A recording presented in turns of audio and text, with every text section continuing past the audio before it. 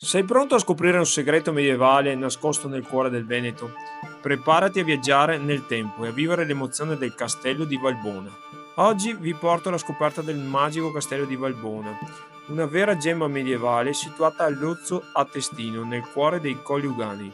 Immaginate un fortilizio che sin dal XIII secolo ha dominato le fertili pianure venete, controllando le antiche vie commerciali come il celebre Canale Bisato. Con le sue imponenti mura di 11 metri, le torri esagonali e la torre maestra alta 22 metri, questo castello racconta secoli di storia, battaglie e leggende. Durante la visita potrete immergervi in un percorso interattivo scoprendo la storia delle armi medievali e dell'agricoltura tradizionale, sia con audioguida che con visite guidate. La visita in autonomia con audioguida è possibile da mercoledì a domenica dalle ore 10 alle 17. In teoria si entra gratuitamente, ma viene richiesto un contributo con offerta responsabile.